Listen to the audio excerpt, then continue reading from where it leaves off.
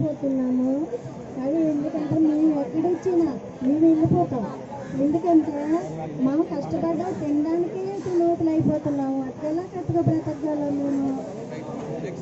కానీ ఏంటంటే ఎక్కడిచ్చినా మేము వెళ్ళిపోవడం సిద్ధంగా ఉన్నాము.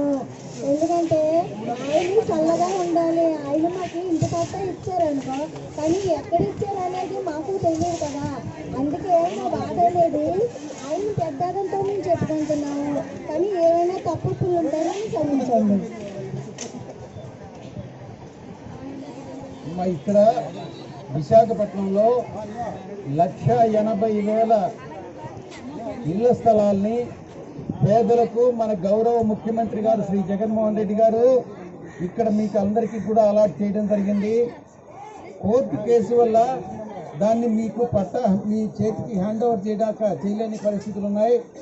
కోర్టు కేసు అతి త్వరలో ముగుస్తుంది. ఈ ఎన్నికల వల్ల ప్రత్యర్థులు తెలుగుదేశం పార్టీ వాళ్ళు మనకి మీ అందరికీ కూడా ఈ 1,80,000 ఇళ్ల పట్టాలు ఇవ్వకుండా చేస్తూ ఉన్నారు. అది ఆ సమస్య కోర్టులో ఉన్నటువంటి ఆ యొక్క లిటిగేషన్ తెగిపోగానే ఇంకొక 10-15 రోజుల్లో కూడా లిటిగేషన్ పూర్తవుతుంది. అది అయిన తర్వాత మీ అందరికీ కూడా ఇళ్ల పట్టాలు ఇచ్చి వాటిలో ఇల్లు కూడా కట్టించి మీ యొక్క ప్రభుత్వం జగన్మోహన్ రెడ్డి గారి ప్రభుత్వం మీకు ఇస్తుంది. మీరెవ్వరూ భయపడాల్సిన అవసరం లేదు. మీకు ఆల్రెడీ పట్టాలన్నటువంటి మీ పేరుతో ఉన్నాయి. అది భూమి ఎక్కడుందన్నటువంటి విషయం కూడా మీ అందరికీ కూడా తెలుసు. అదంతా కూడా మనం ప్రకటించినాం. దాని నుంచి వెనక్కి పోయేదే లేదు. నేను ఒక్కటే విజ్ఞప్తి చేస్తా ఉన్నా, మీ అందరికీ కూడా ఇల్లు పట్టాలు వస్తాయి. పార్టీలకు అతీతంగా మనం ఇస్తా ఉన్నాం. తెలుగుదేశం పార్టీ వాళ్ళు ఇప్పటి వరకు కూడా మిమ్మల్ని మభ్య పెడతా వచ్చారు. వాళ్ళు చేసింది ఏమీ లేదు.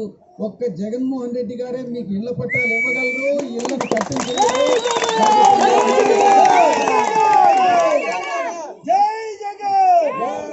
జగన్మోహన్ రెడ్డి గారు మన పార్టీ అధికారంలో ఉంటేనే మీకు అన్ని సదుపాయాలు, అన్ని ఇల్లు కానీ మిగతా అన్ని వసతులు కానీ కల్పించేటటువంటి అవకాశం వస్తుంది. కాబట్టి మీ అందరూ కూడా మన పార్టీకి సపోర్ట్ చేయాల్సిందిగా మీకు విజ్ఞప్తి చేస్తా ఉన్నా. ఇళ్ల విషయంలో కానీ మౌలిక సదుపాయాల విషయంలో కానీ మీరు ఎటువంటి పరిస్థితుల్లో వర్రీ కాకండి అనే విషయాన్ని మీకు తెలియజేస్తా ఉన్నా.